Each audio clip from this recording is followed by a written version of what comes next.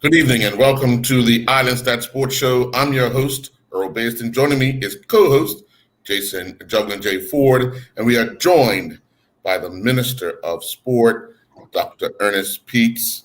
Good evening to both of you. Jay, this evening we're going to have a chance to discuss with the Minister about the national sports policy that was revealed last week in the Senate. And going through the documents, there's some questions, and hopefully we get an opportunity to have those questions kind of answered and elaborated on this evening. So first of all, Minister, I'm going to start by the sports policy. What has changed from the last time a sports policy was introduced? So, first of all, I want to thank you for the invitation to be on your show tonight. Being an invitee on Island Stats, of course, is one of the highlights of being the Minister of Sport. And so thank you so much. I'm really, really happy to be here tonight, particularly to talk about the sports policy. So I'm glad we could just go ahead and jump right into it. I think now is a really, really good time to talk about the sports policy. What I think is different from this one, from previous ones, is probably two things. I would suggest to you perhaps stands out as important to me, and I think important for me to mention to you guys and to your listening audience. One is this sports policy actually has a time frame. So it's not trying to get 30 years of goals and objectives done in one policy. It's got goals and objectives to move the needle for the next 5 years. So we're not talking about a sports policy that goes beyond 2027. We're talking about the building blocks for the next one. The second thing, that it comes with a financial commitment by the government. I'm not sure if that's the first time in its history, but this particular sports policy comes with a hook, and that is the government to commit to increasing its funding for sport, and it's drilled into, written into the sports policy. So the first part, of course, is getting the sports policy done. The next part for the minister to do is to finagle the budget and work with my cabinet colleagues to ensure that the commitment that we're making in this particular sports policy for the next 5 years is either met or exceeded. Well, I'm glad you started with that, because one of my first questions, and I'm pretty sure Jay has this written down as well, was that financial commitment, because we've seen in the past, especially with sports, commitments made, however, due to unforeseen circumstances and so forth, the commitment is not always fulfilled, or it drags on and on and on. So how much of a guarantee? I know it's in writing, but how much of a guarantee are we committed to making sure that over the 5 years we reach these targets, especially financially?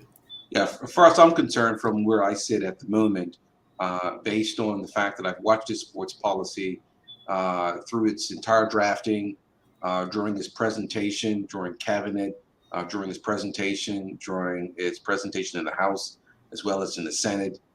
This government is fully committed. So I have every confidence at the moment, and I'm encouraging you guys as sports enthusiasts, as NSGBs. If there's ever been a good time to be involved in sports, and if you're trying to move your national sport governing body forward, this year and the next 4 years are probably the best time to do it. Jay, you want to jump in? Of course, you don't want to get on this one. So, Minister, thanks once again for coming on. And I haven't had a good read. I've probably read about 5 times, because I just want to get the true essence of what the policy was intended to, what it's intended for, and also, obviously, some things that are a bit unclear for me. Now, hopefully, we can.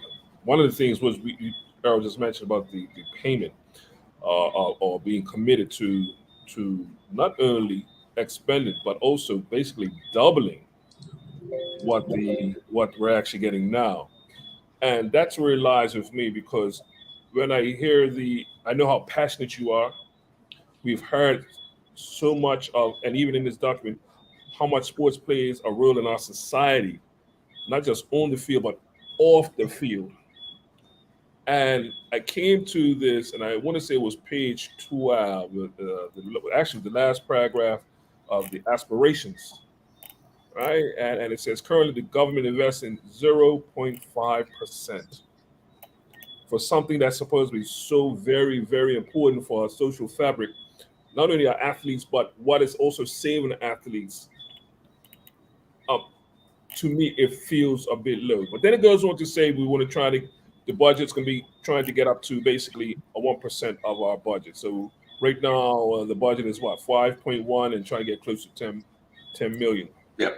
My question is, we're coming off recession and then COVID. Listening to a lot of the business channels over the last couple of months, especially with the war going on in Ukraine, they're almost predicting another recession coming down the pipeline. Where do we see this type of influx of money that's come to be committed to these ideas or the policy? Yeah, I mean, this is probably where the conversation is probably going to occur most likely over the next couple of months, particularly the first 2 years or so. You're absolutely right. We can't ignore the global predicament that we're in. And of course, we've been around here before. We don't want to get our hopes up only to be disappointed later. So I certainly get it. Exactly. What I can say is this, that the economic future, of course, no one really knows. But when we take a look at the paragraph in which you are referencing, it was really difficult for us to really benchmark where Bermuda should be as it relates to what percentage of its GDP should be moved towards sport, because there isn't really another country just like us. Right.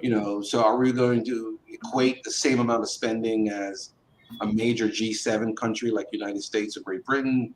Or are we going to sort of choose maybe a smaller country like Gibraltar or Bahamas or something like that? But we'll have to take in consideration, our own local context and so on and so forth.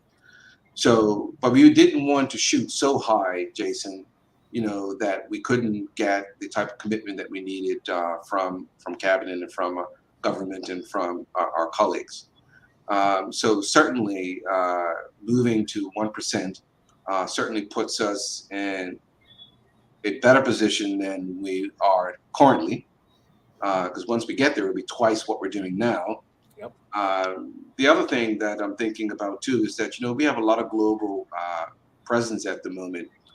We're still riding the Philadelphia high, and her success and success of others like Janiyah Panchief and others are really putting Bermuda on the map.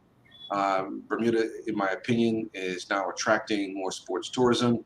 I've been hearing a lot about what's going to be happening on the water regarding sailing for this year and for next year. The PGA, of course, loves us. I know our colleagues at Bermuda Tourism are constantly, going down that path looking for more opportunities. I know, for example, you may not have seen this before, but pickleball is coming to Bermuda this December. So with all of those things happening, am I confident that we're going to be able to move the needle? My answer is yes. I think we can, but this is going to be one budget year at a time.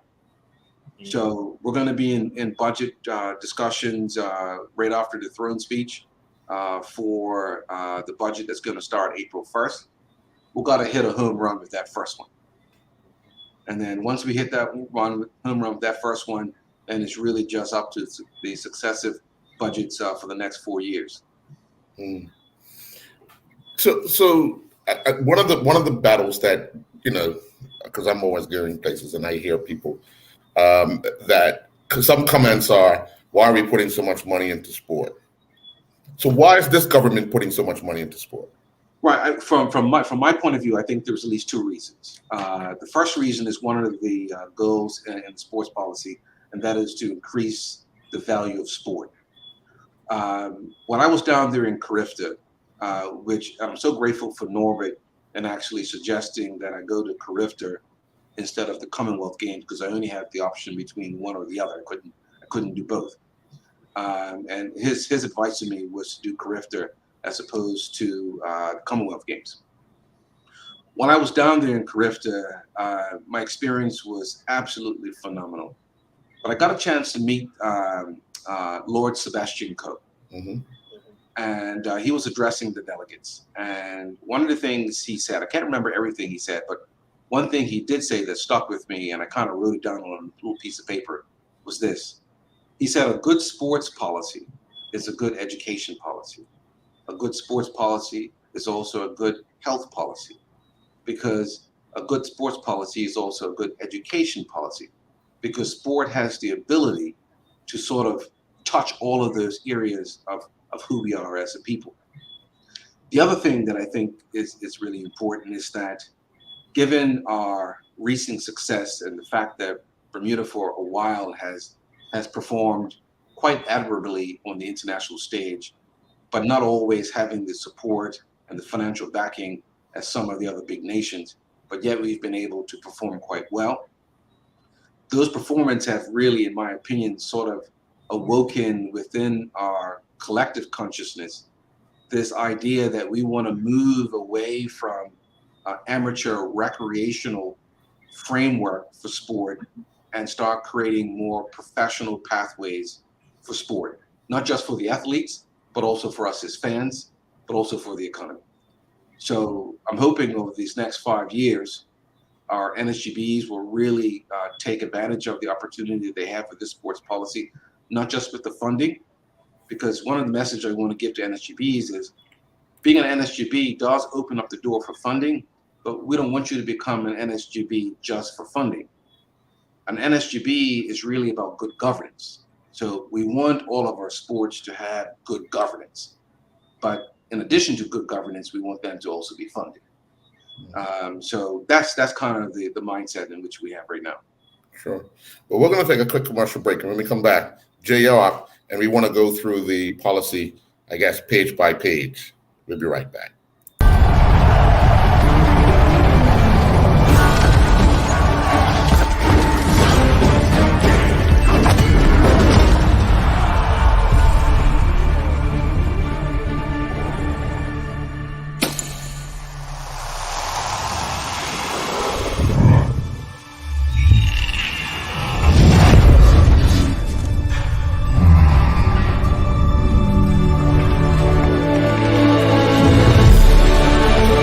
Putting down the weapons. You seeing this?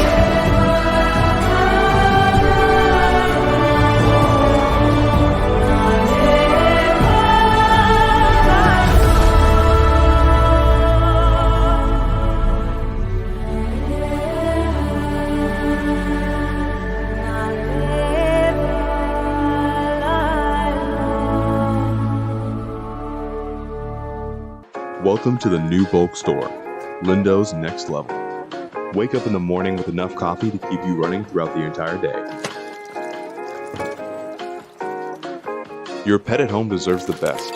Stock up on dog food to keep your puppy happy. Need a quick, tasty lunch at home? Your chicken nuggets will be jumping right out of the freezer. What's a movie night without popcorn? You can never have too much. Lindo's Next Level. Why go anyplace else? I'm also thankful and grateful because my greatest value of my life is my legacy. But why I do it? I feel supposed to do it. I was put here to be here, to do what I'm doing right now. Once I see somebody moving, it's the greatest joy for me. There's a little person being born. I am thankful that people have given me the trust, for me to empower them, from my players to my family to friends. And that's what I'm thankful for. I'm thankful that people have allowed me and trusted me to be in their life.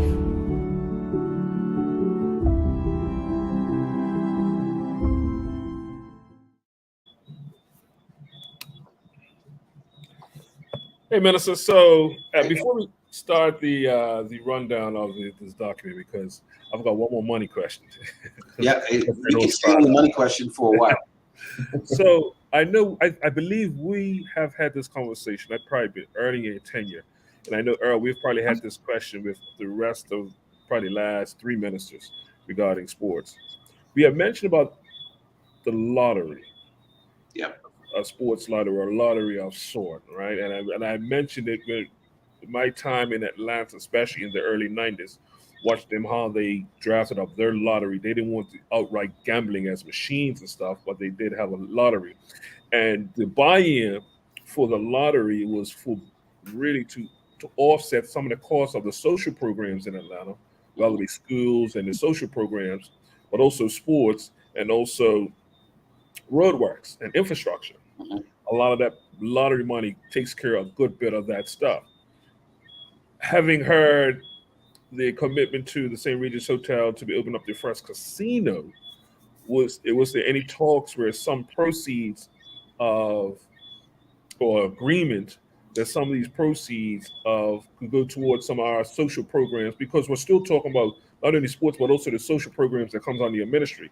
Could some of those funds be allocated to our sports or our local clubs and our programs? At the moment, I can confirm that the conversation about sports lottery is not dead. So it's percolating, behind the scenes or sort of under the surface. So that conversation is still ongoing. Of course, I was first introduced to the whole conversation about sports lottery when I first appointed as sports minister, and I attended my first national sport governing body annual general meeting, and was kind of thrown in on the deep end. But to be quite honest, I was initially excited. I still remain excited about the prospects of sports lottery. If I was asked, do I support it? The answer is absolutely yes.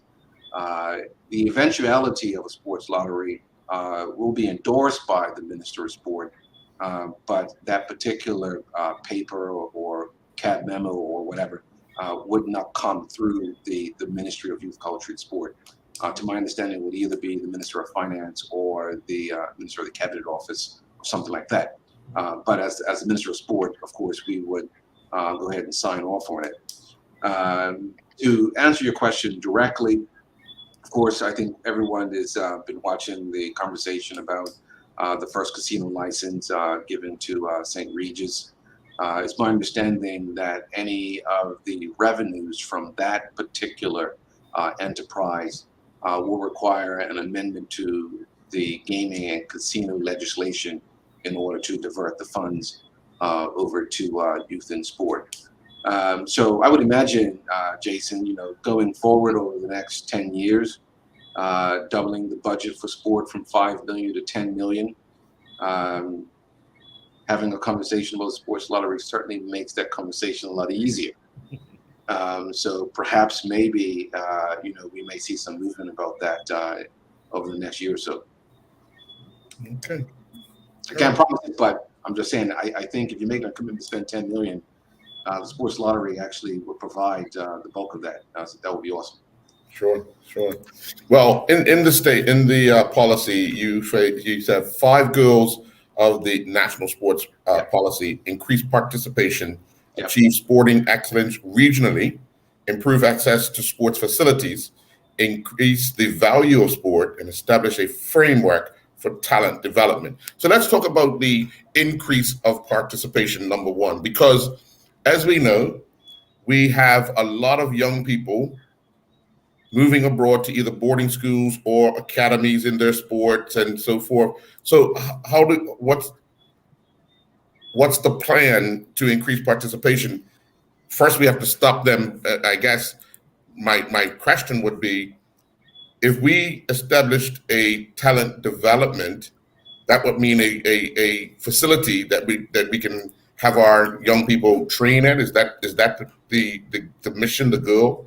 Well, all of the policy goals sort of work in tandem. Yes. So the first policy goal is to increase participation, because you got to think of sport, particularly at the grassroots, as a funnel.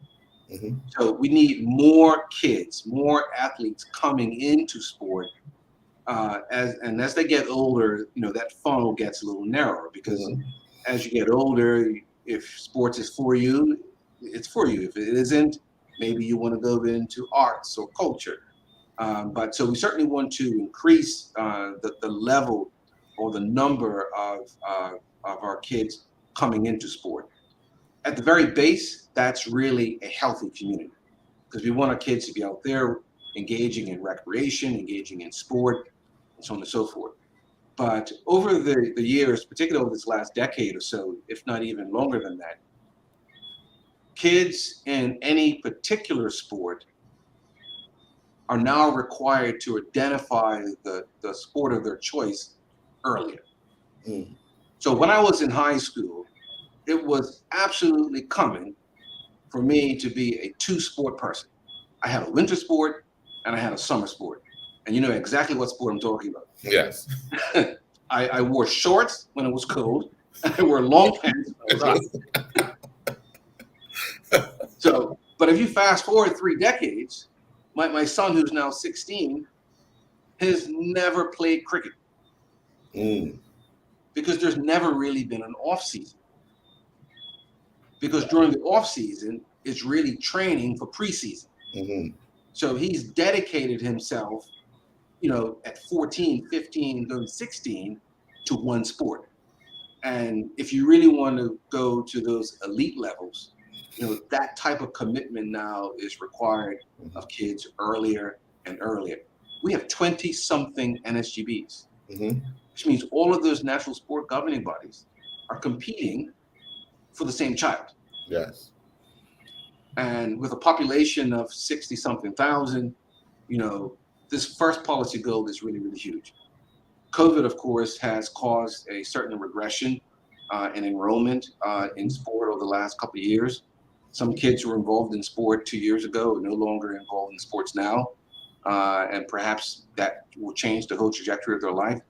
So coming out of COVID, this first policy goal, and all these policy goals, of course, were consulted with and we came up with them in consultation with our sporting governing bodies. Everything starts with increased participation.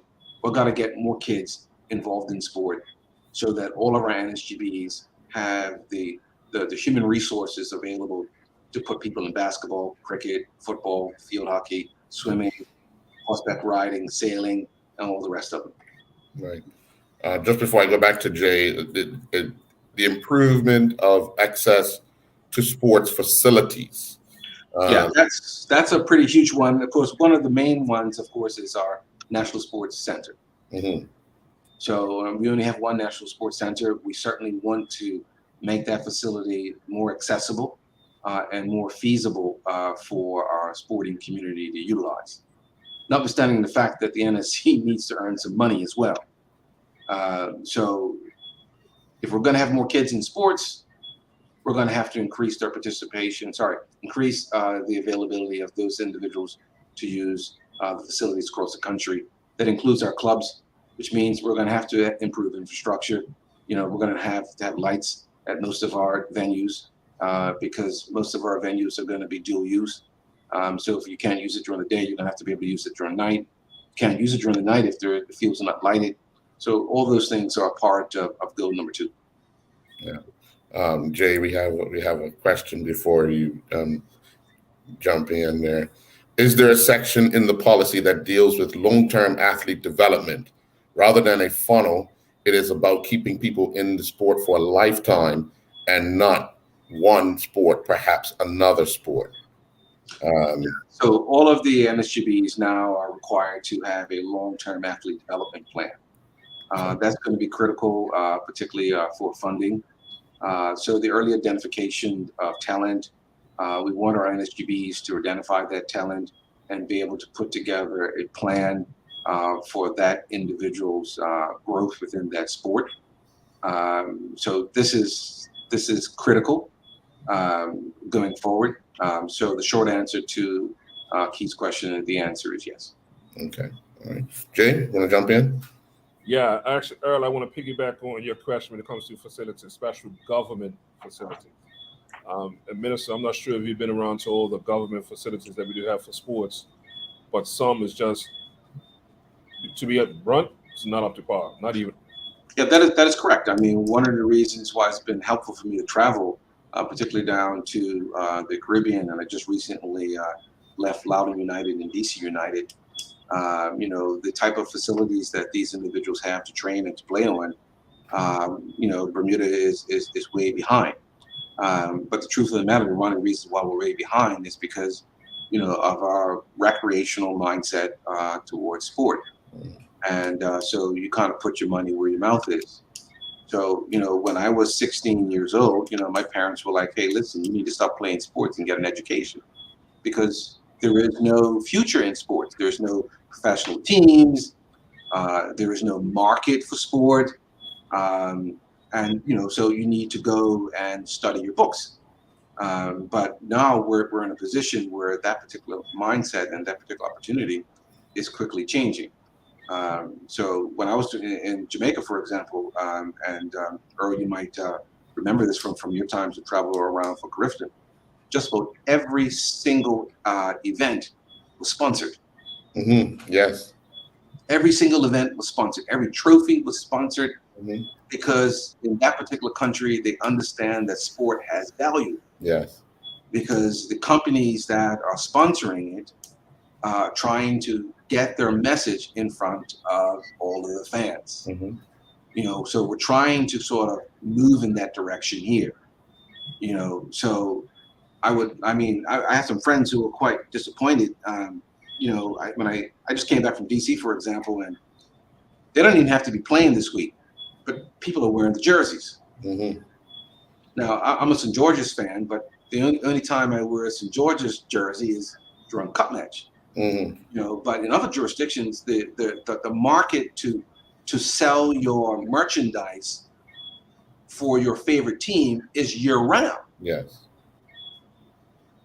So we're not going to get there overnight, but as we begin to raise the value of sport, then the international community, the business community, the private sector then begin to see value in marketing their services and endorsing and sponsoring our sports teams. That's exactly the direction in which we're trying to go, because that is the best marriage, because the government, through taxes, can't pay for everything. Yeah. Keith has asked, he's making another statement. To get more kids, we need the funding to hire people to run the programs. As we know, teachers only teach sports they know and like. And I think he's referring to within the school system. We have, teachers that like sports and kind of favor their sports. Right. So, we certainly will want our expertise that are particularly in our NSGBs to really, collaborate with, their counterparts within education, because, by and large, a gym teacher is a gym teacher. Mm-hmm. And a gym teacher is only going to know to some degree whatever sport he or she is familiar with. Mm-hmm. But a gym teacher who does PE in school, their job description is not to provide that technical level of training, to create talent development. It's really about physical education, about overall health and flexibility, so on and so forth. So our NSGBs and our Department of Education with youth and sport, we just need to work more collaboratively together to make sure that the kids who are going through our school system, whether public or private, not only get what they need within the 6 or 8 hours while they're at school, but they get that overall technical training specifically from those individuals who can actually provide that. Sure. And is the policy, is Bermuda looking to revisit or look at full-time sports teams through this policy? Well, not specifically through this policy, but in the event that that particular opportunity makes itself available, I think there's an appetite for that. I think over the past couple of years, maybe the last decade, a few people have tried. I know football has tried. I think we've tried to get into the USL, for example. I know there's an ongoing conversation potentially regarding the success with sailing. I know Sail GP was a huge success over the last couple of years. Maybe potentially, might be a professional team that might come out of that. But wherever or whenever something professional emerges, I will be the first person supporting it. because wherever there is a professional sport organization, then underneath that is all of the support you need as it relates to expertise, funding, resources, advertising, all of that. I mean, so absolutely. Yeah. Well, we're going to take another commercial break. When we come back, we'll have more with the Minister of Sport talking about the national sports policy. We'll be right back.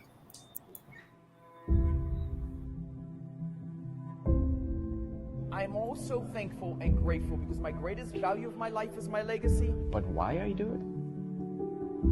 I feel supposed to do it. I was put here to be here, to do what I'm doing right now. Once I see somebody moving, it's the greatest joy for me. There's a little person being born. I am thankful that people have given me the trust, for me to empower them, from my players to my family to friends. And that's what I'm thankful for. I'm thankful that people have allowed me and trusted me to be in their life.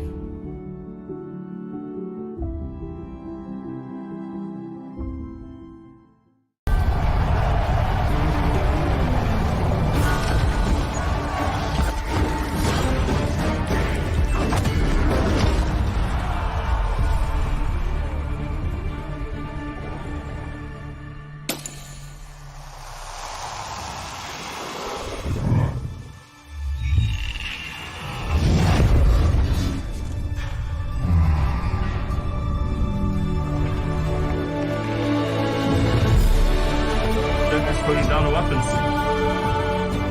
You seeing this?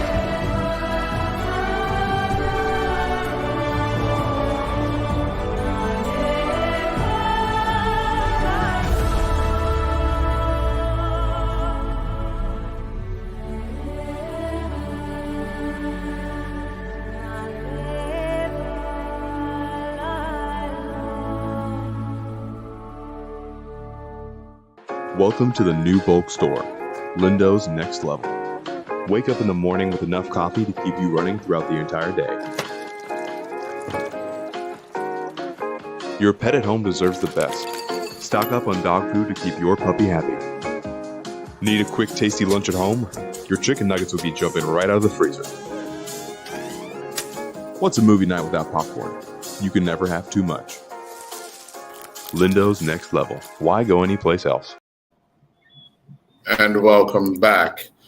Just before we get to Jason again, update from the PHC Stadium in the quarterfinals of the Dudley Eve. Somerset Trojans have defeated Crossroads 4-3. Jason?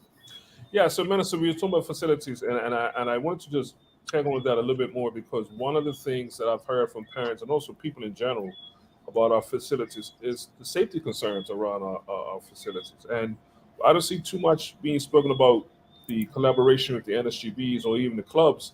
And we're talking about safety concerns around our facilities, because that's one of the things. If you do want to play a sport, you want to make sure that you're safe. That's the whole purpose of doing sport, right? That it is something safe that you could do.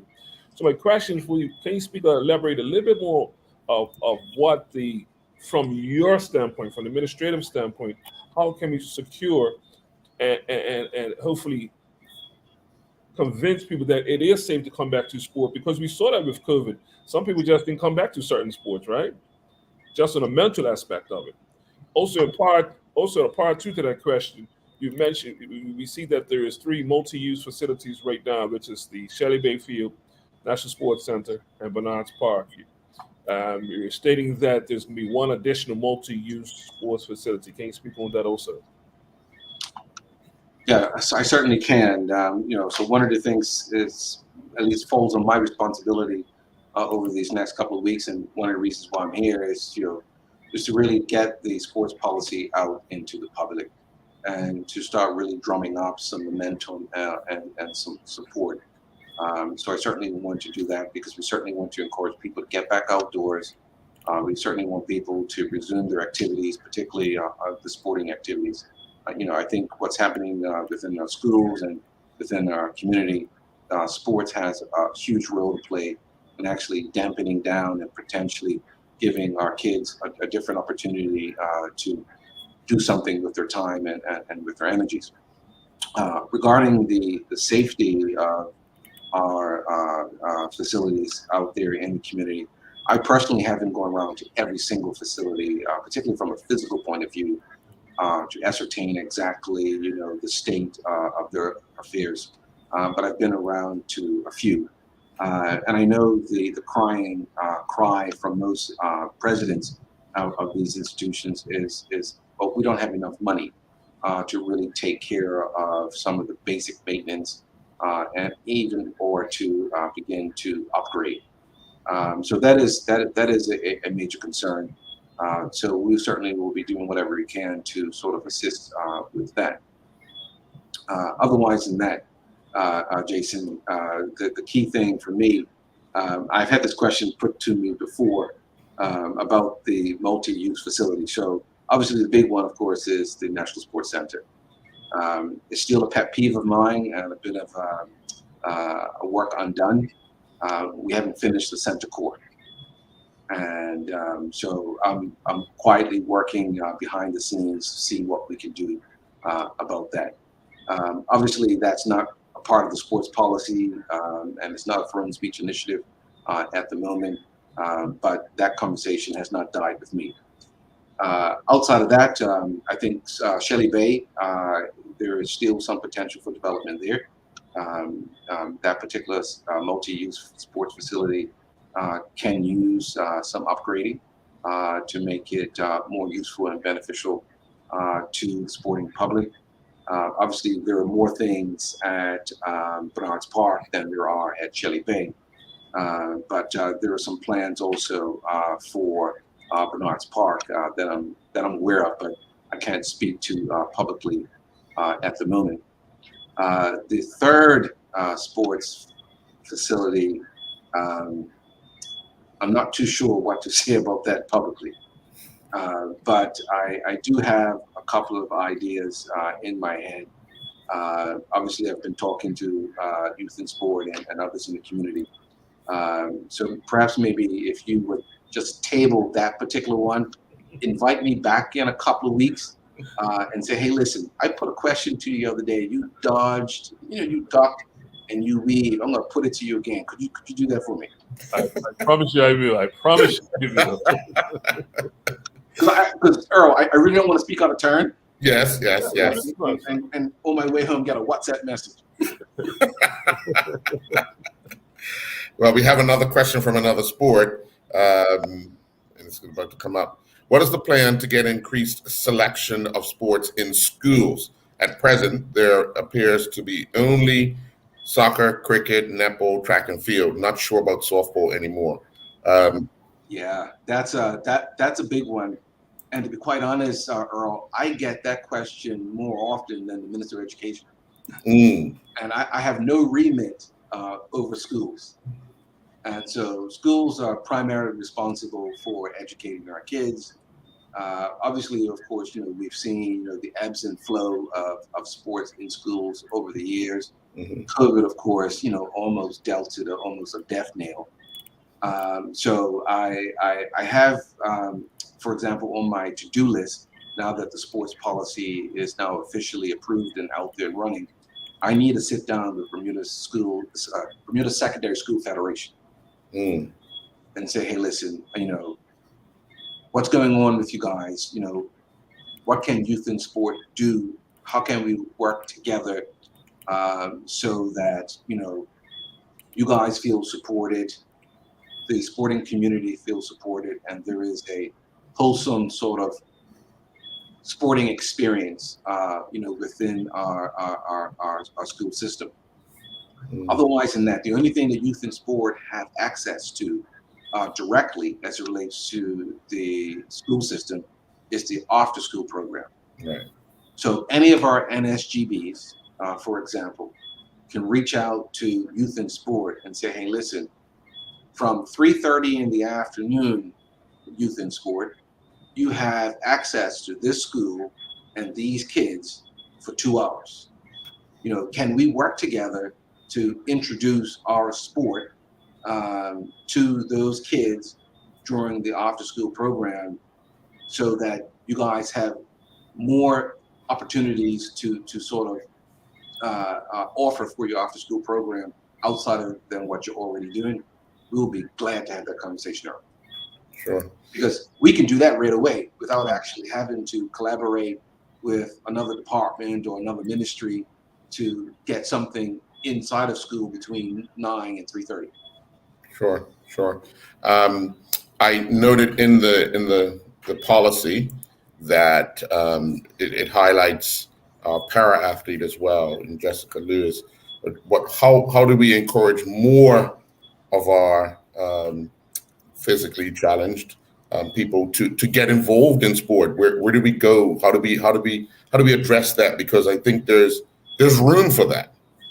Yeah, there certainly is, and there's certainly not only room but also a huge appetite. I know the current president of the Bermuda Olympic Association is very, very passionate about inclusivity around our athletes, so including able-bodied and disabled individuals. I know last year we, along with the other sport ministers in CARICOM, we signed a declaration about inclusiveness. It is built into our sports policy, so yes.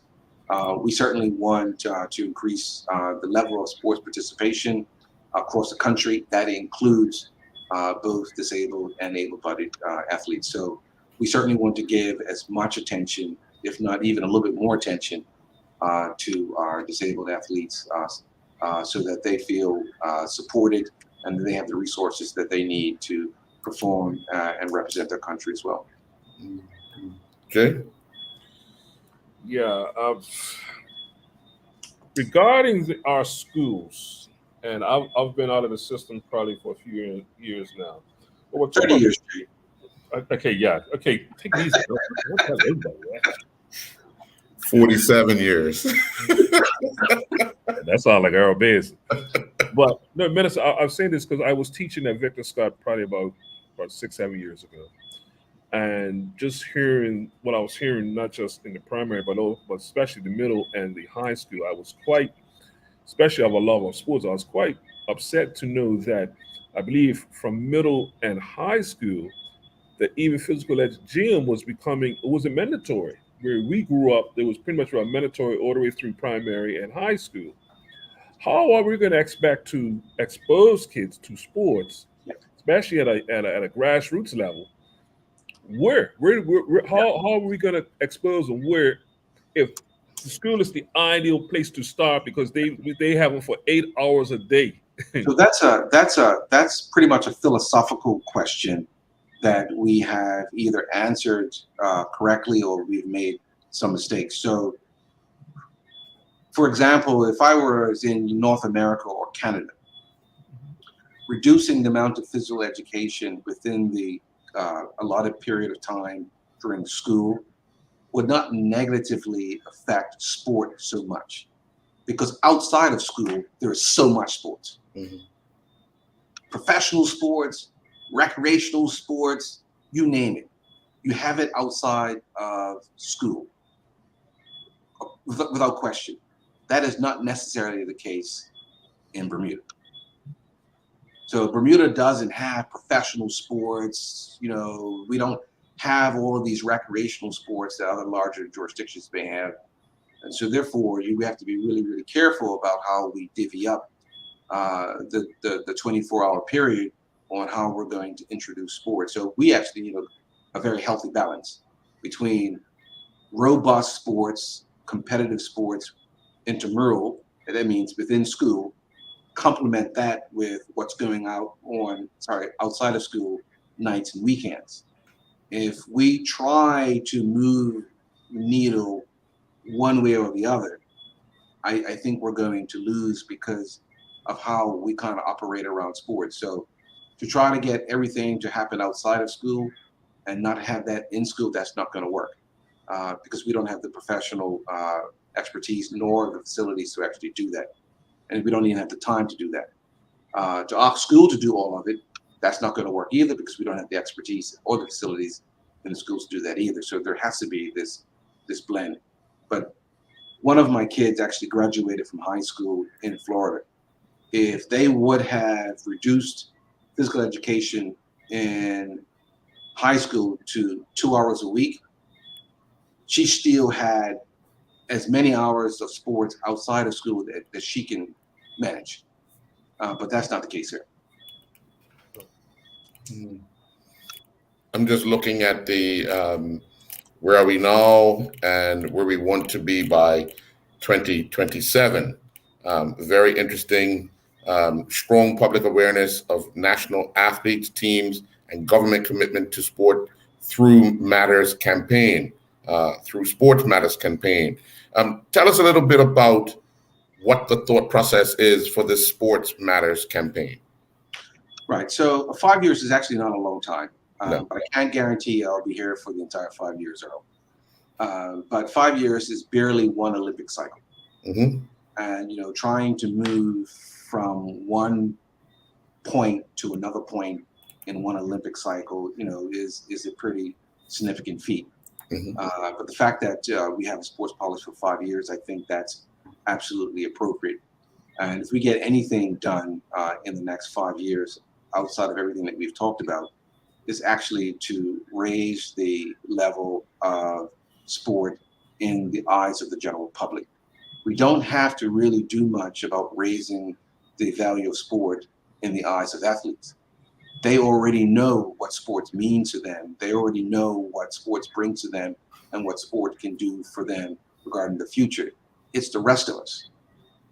I would like to get to a point where I'm not having the same conversation that my parents had with me that I'm now having with my children. And that is, hey, listen, you're 16 or 17, you need to give up your dreams on sport because there is no future in it. Mm-hmm. In the next 5 years, I would like that conversation to be almost completely eradicated or only occur in very, very low instances. I want 5 years from now that kids who are 16 now are now really ready to compete on the international stage at 21, 22, represent the country. And that the teams that we're sending now regionally, those team compositions of 3 or 4 are now 12 to 14, or if they're 14, I want Bermuda to have half of a plane traveling, internationally, because we're that good, and that there is a whole sea of pink and blue.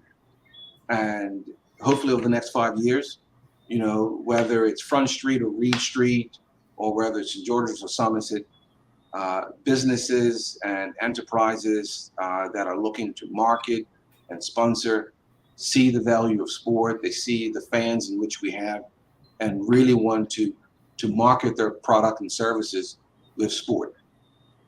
So that, our jerseys are carrying, the names and titles of businesses, because that's how sport generates its revenue. It generates its revenue through its fan base. Mm-hmm. Fan base are the ones that spend money in the stores. So it just makes sense to see if we can finally get the country to a point where sports matters, so that there's no conversation about whether or not we're going to be playing sports in schools or not. Sports matters, and so if there's another pandemic, we're not worried about whether or not our national teams and those individuals who are competing internationally are going to be able to train. We're not going to be worrying about those questions, because we understand the value of sports. Mm-hmm. Well, we're going to take our final commercial break, and when we come back, we'll have more with the Minister of Sport talking about the national sports policy. We'll be right back. Welcome to the new bulk store, Lindo's Next Level. Wake up in the morning with enough coffee to keep you running throughout the entire day. Your pet at home deserves the best. Stock up on dog food to keep your puppy happy. Need a quick, tasty lunch at home? Your chicken nuggets will be jumping right out of the freezer. What's a movie night without popcorn?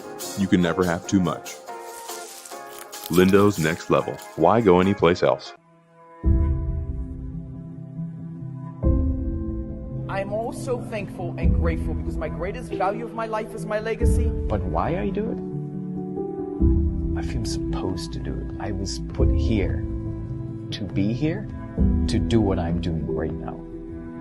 Once I see somebody moving, it's the greatest joy for me. There's a little person being born. I am thankful that people have given me the trust, for me to empower them, from my players to my family to friends. And that's what I'm thankful for. I'm thankful that people have allowed me and trusted me to be in their life.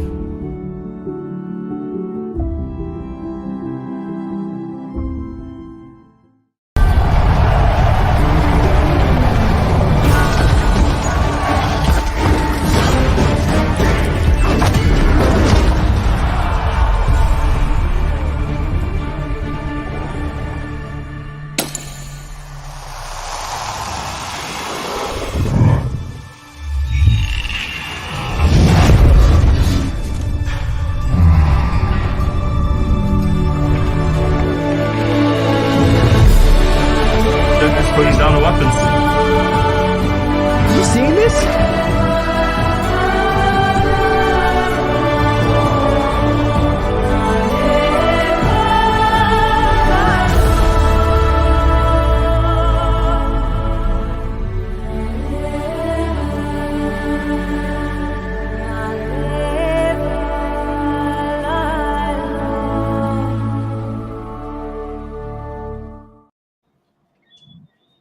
And welcome back.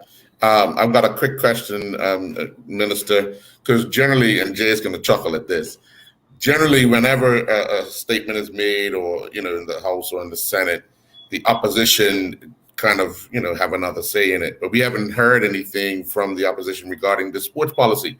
Are they in full agreement or are they still thumbing through it? Where do we lie? And I know you have a good relationship with the Shadow Minister of Sport, Ben Smith. Yeah, so I had a wonderful time presenting the sports policy in the Senate.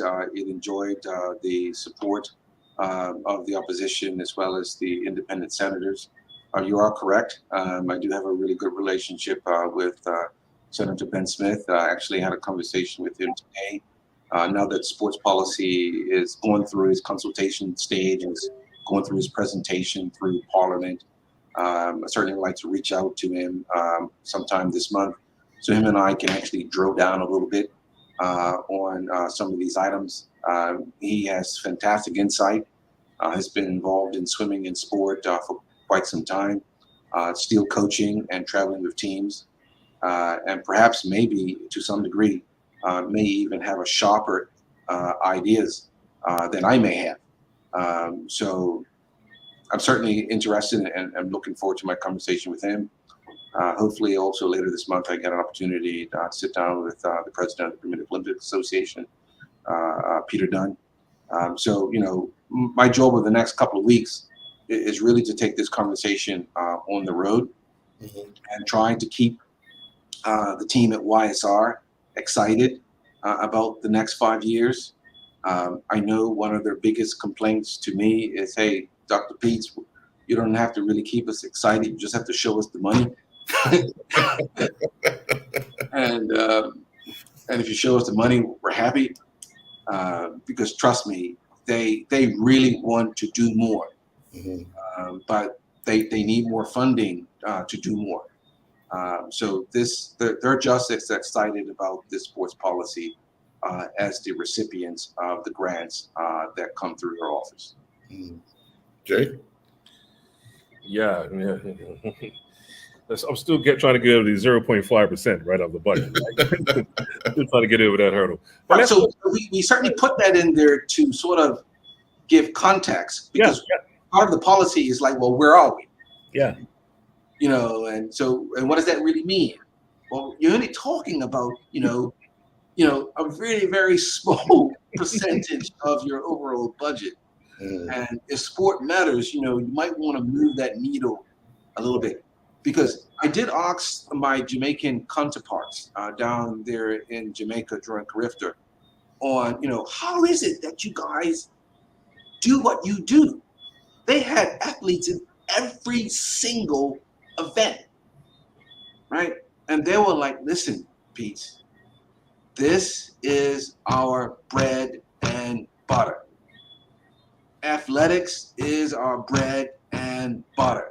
And I went back to my hotel room and I thought about that. And I said, if Earl Basin went down on Front Street with his microphone with Jason Ford and they asked random people who came across them, what is Bermuda's bread and butter? Sports would not come up as one of those options. In other words, we put our money where our bread and butter is. So they grow and export athletes. Mm-hmm. And their kids who are coming through the educational program understand that the key way to get further education, college education, is through sport. And so, but if you were to ask the average Bermudian, what is our bread and butter? International business, tourism.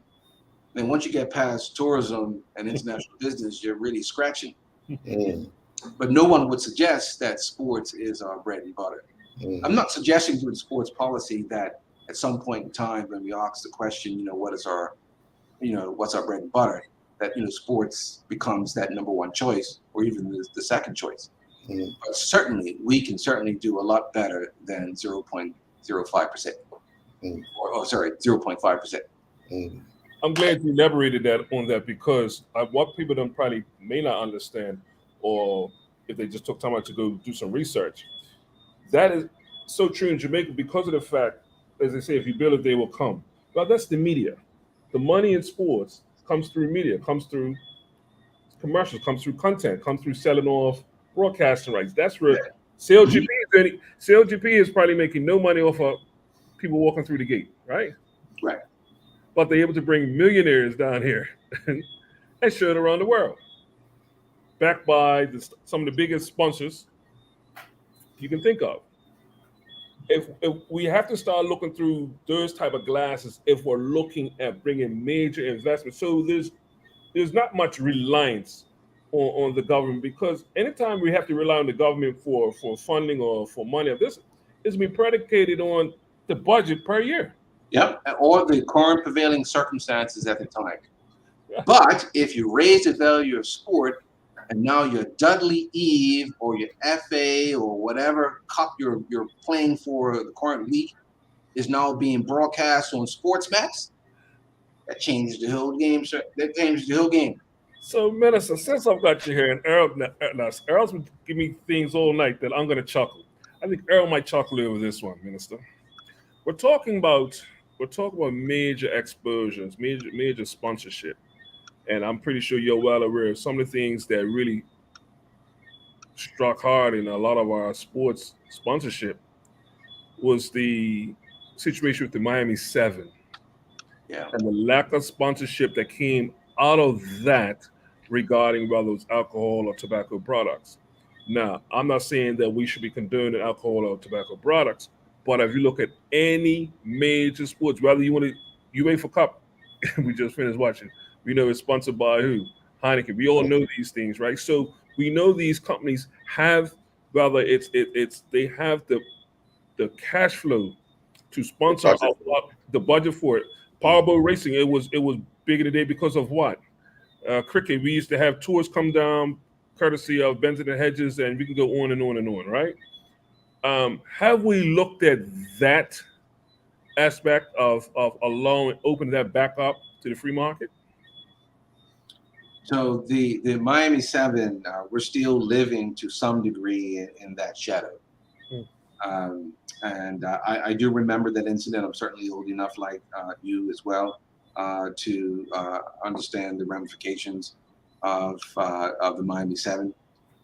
It certainly came to light most recently when I, by the stroke of a pen, removed the minister's policy regarding BASADA to require illicit drug testing for athletes.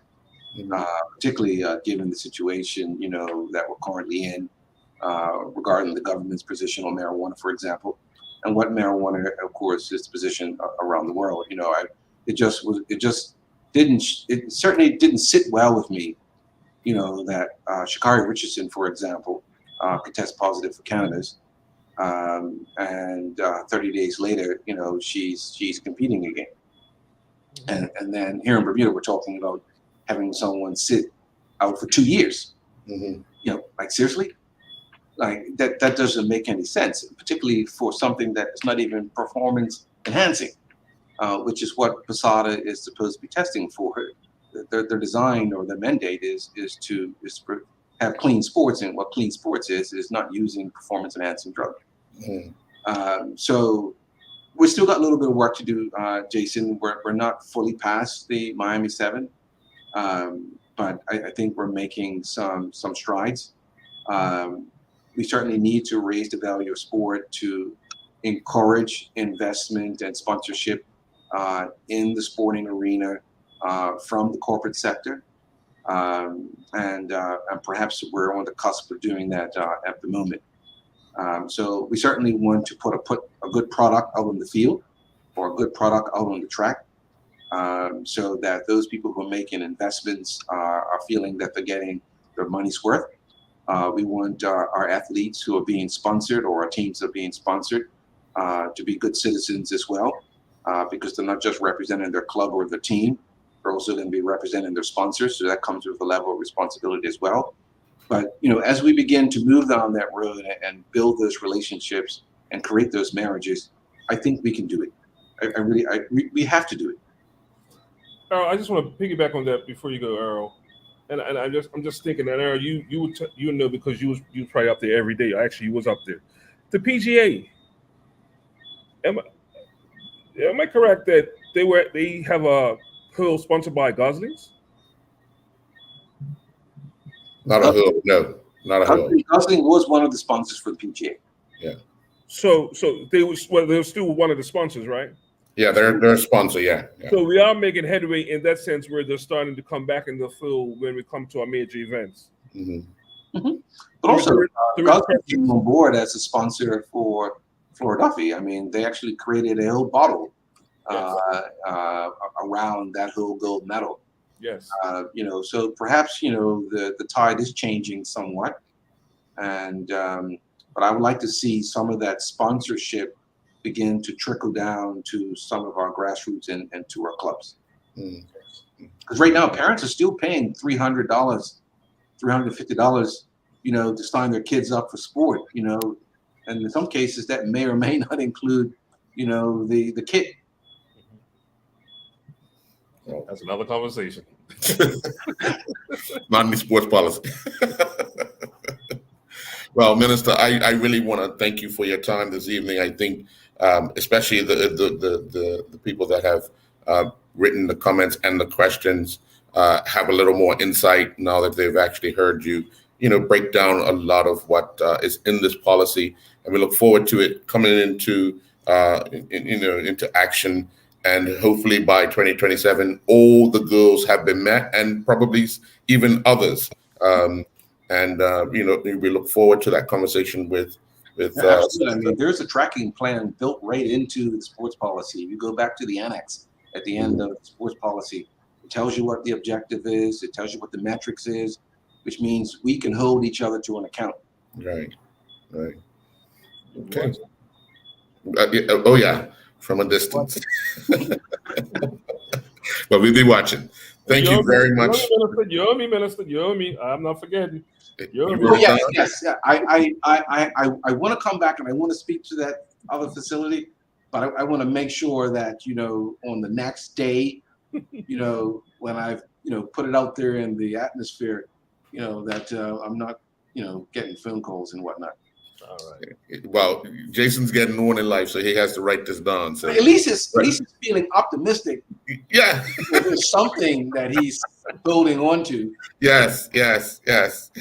He wouldn't go. If he asked me, when's the minister coming back?